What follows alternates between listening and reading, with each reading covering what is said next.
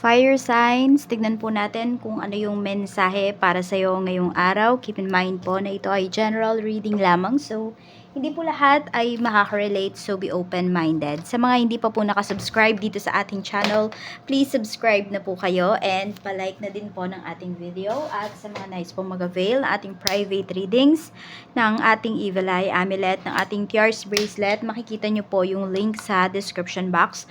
Tarot Intentions by Aliana Reyes. Okay, this is for you. Cleanse natin yung space mo. Marami sa inyo medyo mabigat yung mga nararamdaman ninyo ngayon. Tignan po natin. Okay, this is for you. Lift mo na yan kay universe. Kung ano man yung mga frustrations, yung mga lungkot, bigat na nararamdaman mo. Tignan po natin kung ano ba ang mensahe para sa iyo ngayong araw. Spirit guide, ano ba yung mga pwedeng mangyari kay fire signs ngayong araw? Aries, Leo, and Sagittarius. Mayroon tayo ditong King of Cups. Okay, yung iba nga po sa inyo, pwedeng may mga emosyon kayo dito na pinipigilan. Okay. Yung iba sa inyo, pwedeng nakakabuti yun sa inyo. Pwede rin naman na yung iba sa inyo, kaya mas bumibigat po yung inyong nararamdaman. Meron kasi ditong mga sitwasyones sa buhay po ninyo na hindi nyo talaga kailangan mag-react. Okay, kahit na, alam mo yun, sabihin natin na, kasi pinipili mo kung ano yung mga bagay na re-reactan mo. Or yung mga bagay na magsasabi ka ng nararamdaman mo. And pwedeng yung isang sitwasyon na to, na kinakaharap mo ngayon is hindi siya worth it. Na ilabas mo ba kung ano yung nafe-feel mo. So, nag-iingat ka rin dito. Ayan po. So, tignan natin ano pa yung mensahe. Pwede rin naman yung iba po sa inyo, pwedeng ito ay pag-amin ng nararamdaman. Okay, so pwedeng confession po ito ng feelings, ganyan, towards sa isang tao na nagbugustuhan po ninyo. Tignan natin, or could be waiting, no? Check natin ano pa yung mensahe, ano pa po yung pwedeng mangyari. We have 8 of Wands. Meron dito, pwedeng may mga mabilisang kayong pag-travel, or sabihin natin kung nasa isang place kayo, punta kayo sa isang place, for example, nasa fast food kayo, tapos pupunta kayo ng grocery, mga tipong ganun po. Okay, so parang may mga mabilisang kayong mga errands ngayong araw na ito. So tignan po natin ano pa yung mensahe. Ayan, pwedeng may mga nakaligtaan kayo, may mga nakalimutang bilhin, or may mga iuutos po sa inyo ngayong araw na ito. Meron din communication dito na paparating. Ayan po, pwedeng ito ay friend mo na nasa malayong lugar, or friend mo na nasa ibang bansa. Tingnan natin, or could be your person, pwede rin. Check po natin ano pa yung mensahe. Baka may importanteng sasabihin sa'yo yung person mo ngayon, or someone na malaki yung contribution sa life mo. Check po natin ano pa yung mensahe. We have 3 of Swords. Ayan, may nafa-frustrate talaga sa inyo dito. Okay, so kung meron mang usapan dito, kung meron man kayong problema ng person mo, or kung sino mang taong to, ayun, wag ka basta-basta talaga magre-react. Okay, tignan mo kung dapat mo bang sabihin yung nararamdaman mo or hindi. Yan, kasi meron tayo ditong pag-aaway na pinapakita. And pwedeng ikaw yung masaktan dito. Sabihin natin, 'di ba? May nasabi kang masakit doon sa person na 'yon, pero mas masasaktan ka pala sa sasabihin niya. So mag-ingat ka, and if you are ready, then say what you want. If not naman, and then ayun, you stay quiet talaga. Tignan natin. Ano pa yung mensahe? Spirit guide, mensahe pa po natin kay fire signs. We have completion. Okay, so meron dito, pwedeng buo na yung desisyon. Tingnan natin. Ano pa yung mensahe, Spirit Guide? We have, ayan, 8 of Wands. Mukhang may pag-uusap nga dito. May confrontation na mangyayari.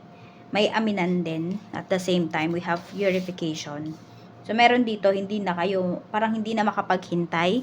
Okay, na malaman yung totoo, na masabi yung nararamdaman niya.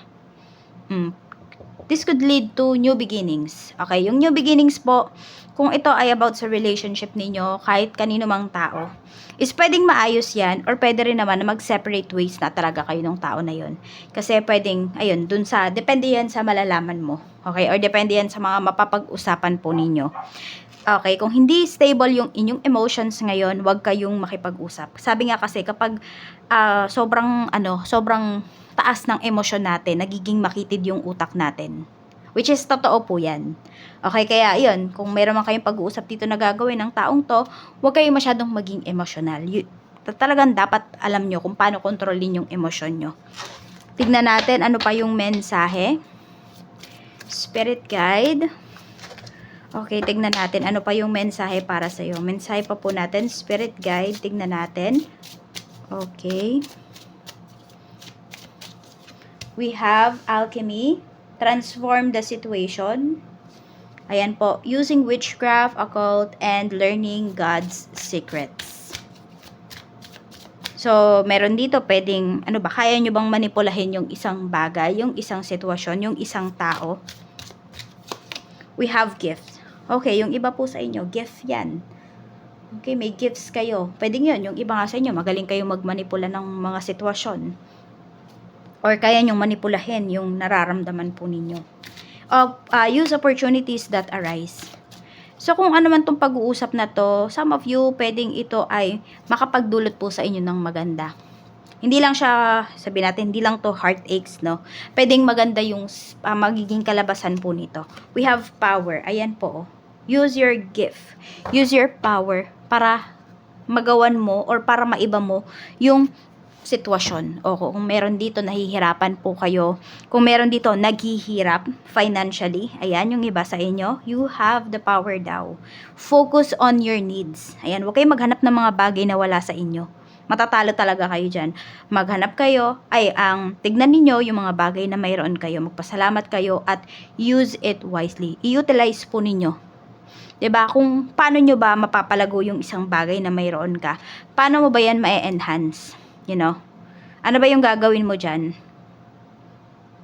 Minsan kasi yung hinahanap natin na fulfillment, yung hinahanap natin na big blessings, nasa harap lang natin. Minsan lang, hindi lang kasi natin alam kung paano ba yun talaga gagamitin. Oo.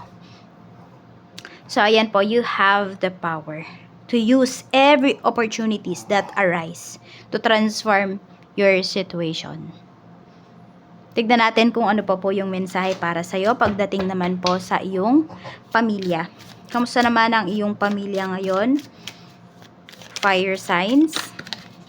We have 6 of Wands. Ayan, meron ba ditong ikakasal? Meron dito kasi na pwedeng may i-announce or yung family mo very proud. Oo. So, pwede rin kasi nga na meron dito ikakasal. Ayan po. So, or matutuloy na yung kasal. Isa sa mga family members mo. So, sobrang saya. Ayan, oh. Nagbubunyi yung family mo. Baka may nanalo dito sa contest. Okay, meron dito pwedeng pambato ng barangay po ninyo, pambato ng ng probinsya po ninyo, tapos nanalo. Ayan, and may family members kayo na kasama doon or members doon. Ayan po. Pwede rin meron dito nakatanggap ng scholarship. Tignan natin ano pa yung mensahe. Pagdating naman po sa, ayan, basta happy yung energy pagdating sa inyong pamilya. Kung meron dito, pwedeng kasi, diba, enrollan na ba? So, yung iba po sa inyo, pwedeng, ayan, meron nang nakapag-enroll or na-enroll na lahat ng kapatid mo, lahat ng anak mo, lahat ng apo mo, fire signs. Kaya, happy na kayo dito. Tignan natin, ano pa yung mensahe. Pagdating naman sa iyong mga kaibigan. Sa mga kaibigan naman, we have King of Coins. And we have 6 of Cups. Mukhang may gift ka na marireceive coming from your friend. Ayan po. So, meron dito, pwedeng kung it's either kayo ba yung nanghihiram or kayo yung hinihiraman. So, ayan, may mapapahiram naman po. Meron kasi pag-uusap dito, oh. Okay, so pwedeng, meron kang isang kaibigan na lalapit siya sa'yo or makikipag-usap siya sa'yo, pero hindi niya sasabihin kung ano talaga yung pakay niya. Pero ikaw kasi, mararamdaman mo. na okay, siguro kailangan niya ng tulong. So, ayun naman po, pwedeng ikaw yung magsasabi sa kanya or ikaw yung mag-open up sa kanya na ano ba yung, or tatanungin mo siya, ano ba yung kailangan mo, ganyan. So, ayun, pwedeng kung kaya mo naman, pagbibigyan mo siya. Malalim din kasi yung pinagsamahan nyo nung taong to. Hindi to yung friend mo na nakilala mo lang ng ano ha, ng minsanan lang. Kundi madami na kayong pinagdaanan nitong kaibigan mo na to. So, ayun, parang kung siya naman ngayon yung nangangailangan, pwedeng ikaw naman yung magbibigay ng tulong. And vice versa. Tignan po natin, pagdating naman po sa iyong love life. Kamusta po ang overall energy pagdating po sa love life ni fire signs? So, we have the Hermit. So, tahimik. Okay? Some of you, pwedeng single kayo. Meron dito tahimik yung relationship ninyo. Sabihin natin, kahit na meron kayong karelasyon, feeling mo wala. Okay? Feeling mo kasi hindi ka pinaprioritize ng person mo. Ayun. So, kailangan nyo lang po mag-usap ano ba yung kailangan mo dito sa taong to? Baka kasi hindi mo sinasabi. Ano ba yung kailangan mo sa person mo? Ayan. Ano ba yung kailangan mo sa relationship na to? Magsalita po kayo. Sabihin nyo po kung ano. We have Queen of Swords. Ayan. May nag-overthink. Kasi nga, pwedeng hindi kayo nabibigyan ng atensyon ng person ninyo ngayon. May mga kahati kayo talaga sa buhay niya ngayon. Pwedeng yan po ay kanyang trabaho, pamilya, or pwede rin na may iba yung person mo. Kasi ayan nag-overthink yung iba sa inyo. Naiisip nyo talaga yan. Tignan natin. Pero nanlalamig ba sa'yo yung person mo? Kasi meron ditong fire, 'di ba? Ayan may apoy. So, hindi. Hindi siya nanlalamig na dahil may iba siya. Kung hindi, pwede po na ayan, hindi ka nga niya ma-prioritize sa ngayon. Kasi pwedeng trabaho yung mo sa kanya, kalaban mo towards your person's energy.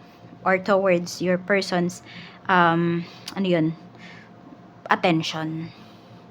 Ayan, wala akong nakikita kasi dito na may iba. Na may ibang taong involved.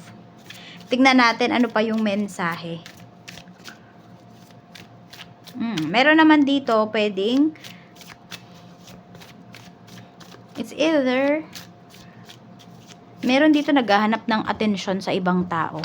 So, kung kayo naman, ayan, hindi ko alam kung kayo nga ba to or yung person ninyo, no? So, meron dito, pwedeng hindi nga po nabibigyan ng atensyon ng person niya. So, wag kayong magkikwento ng mga nangyayari sa relasyon ninyo sa ibang tao. Keep it to yourself. Keep it between you and your person. Okay?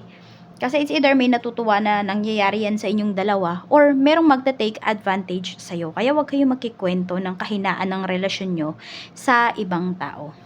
Yan. Kasi parang may magta-take advantage dito or meron dito may nakakausap, ayan, pwedeng sabihin natin baka yung person mo yan kaya nga siya nanlalamig sa iyo. Kasi meron siyang ibang nakakausap. Doon niya sinasabi yung mga yung mga hindi niya gusto sa iyo. Yung mga negativities mo. O, 'di ba? Nakikwento siya ng kahinaan mo, ng kahinaan ng relasyon niyo sa ibang tao, which is mali 'yon. Kaya kung kayo man yung malagay sa sitwasyon na 'yon, wag niyo pong gagawin kasi masisira talaga yung relasyon niyo. Kaya kung nag-overthink ka dito, talk to your person. Sa kanya mo sabihin. Tignan natin, ano pa yung mensahe. Spirit guide, pagdating naman po sa iyong kaperahan. Kamusta naman yung kaperahan, spirit guide? Mayroon tayo ditong Four of Swords. Okay, may hinihintay ba kayo ditong mga kaperahan? May hinihintay ba kayong tawag ngayong araw na to? We have the Hanged Man. Okay, so meron po dito, pwedeng nag-sacrifice kayo for your family. Meron dito, naging breadwinner kayo. Ayan. So, parang isang kamusta lang yung gusto ninyong marinig. Ma-receive na message, na email coming from your family. Pero parang pinagdadamot pa sa inyo. Ayan po. Tapos meron dito, nagtampo sa inyo. Fire signs kasi parang kumain kayo sa fancy restaurant, alam mo yun, parang ginasusan mo yung sarili mo. Ayun, may nagtampo sa'yo dito kasi pwede may nagre-request sa'yo tapos hindi mo napagbigyan. Ayun yung nakikita ko. Kaya ingat din kayo sa mga pinopost nyo sa social media kasi hindi talaga lahat natutuwa sa nangyayari sa life ninyo or hindi natutuwa pag inuuna nyo yung sarili nyo. Kaya mag-iingat kayo sa mga pinopost ninyo kasi baka ma-evil eye. Okay, tignan natin kung ano pa yung mensahe pagdating naman po. Maganda ba yung kaperahan nyo? Yes, maganda po yung kaperahan nyo. Madami nga lang talaga kayong sinacrifice dito na pera or pinakawala na pera. Na nare-realize nyo yata ngayon na hindi pala worth it na sinacrifice mo yung pera mo para sa isang tao. Check po natin pagdating naman po. Ayan, meron din ako nakikita dito kung nagbebenta po kayo. Hindi ko alam kung buy and sell ba yan or nag-agent kayo. Ayan, pwedeng may makadeal po kayo ngayon. Tignan natin. So, parang hinihintay nyo na lang talaga yung tawag. Di ko lang alam kung matutuloy ba siya. Pero may hinihintay po kasi kayo talaga. Ayan. So, tignan natin kung matutuloy ba yung transaction ninyo. Sige, tanong na lang natin. We have 9 of Swords. Mukhang nagdadalawang isip yung tao na ka-deal mo. Ayan. So, parang wag mo munang i-close sa kanya yung usapan. I mean, kasi hindi pa talaga siya sure eh. Nagdadalawang isip pa yung taong yan. So, parang bigyan mo siya ng, kunwari, 2 days or 3 days. Pag after nun, i-open mo na yan sa iba. Ganon. Tingnan natin, ano pa yung mensahe. Pagdating naman sa trabaho. Yan, sa mga naghahanap ng trabaho, we have King of Swords. Maghanap pa po kayo. Okay? Yung iba sa inyo. Maghanap pa kayo. Sa mga may current job, we have 4 of Wands. Marami po sa inyo, ayan, nasa tamang trabaho na po kayo. Yung iba sa inyo, siguro lang hindi nyo talaga, more on nako-compare kasi ninyo yung nangyari sa inyo dun sa dati yung trabaho sa trabaho nyo ngayon. So, kung meron naman kayong choice, kung di naman kayo masaya dito, then, 'di ba? Lipat kayo. Pero kung ayan, okay naman yung mga kasama nyo sa work, nakapag-focus naman po kayo sa trabaho, and okay naman yung pasweldo, hindi magstay po kayo. Ayan, nasa sa inyo pa rin naman talaga yung huling desisyon. Oo, kayo pa rin yung gagawa ng huling desisyon para dito sa inyong career. So, tignan natin. Okay. Tignan natin. We have Ace of Coins. Mukhang may bonus na ibibigay sa inyo dito. Ayan o, pagdating sa trabaho. So, wag po kayo mawala ng pag-asa dito pagdating sa inyong work. Lalo na sa mga naghahanap ng trabaho. Meron kasi ako nakikita dito, pwedeng maghihintay pa kayo ng up to 1 month. Kaya, kung habang naghihintay kayo, apply din kayo sa iba. Malay nyo, diba? Mas mabilis yung response ng iba sa inyo. Tignan natin ano pa yung mensahe, Spirit Guide. Pagdating naman po sa negosyo. Okay, sa mga gustong mag-start ng business, we have Page of Coins. Go mo na po yan kung napag-aralan mo na. And sure ka na talaga, i-push mo na. Yan, huwag ka nang pabago-bago ng isip. Tignan natin. Kasi nakikita ko dito, mag-grow po yung business na gagawin mo. Check natin, ano pa yung mensahe. Basta maging hands-on ka daw. Sa mga may negosyo naman po, kamusta ba yung sales ninyo ngayong araw? Kamusta yung sales, Spirit Guide, ngayong araw? Okay, we have the Hierophant. So, pwedeng may meeting. Hindi ko alam kung may ina-attendan na seminar yung iba sa inyo. Ayan. Okay, so parang meron kayong mga, ano ba yung binabalangkas? Siguro brainstorming yung iba po sa inyo. Ayan. Para pataasin yung sales. So, medyo matumal ngayong araw na to. Or siguro hindi lang ngayong araw ninyo naramdaman yung tumal. 5 of Cups. Ayun nga po. So, pwedeng may mga maling approach kayo dito pagdating sa inyong negosyo. Kaya medyo mabababa yung sales. So, yun po yung parang kailangan pag-usapan ngayong araw. Yan. Oo, medyo matumal ngayon. Yun yung pinapakita dito. So, ayan po. At ito naman po yung inyong lucky numbers. Saan kaya yung ballpen? Ayun. So, ito po yung inyong lucky numbers. We have number 42. We have number 10. 7. Ano pa? Spirit Guide. We have number 14. We have number 19. And 55. Okay, so 40, 10, 7, 14, 19, and 55. Yan po yung inyong lucky numbers. Maraming salamat po sa walang sawang pagsuporta ninyo dito sa aking channel. Mag-iingat po kayo always and more blessings to come.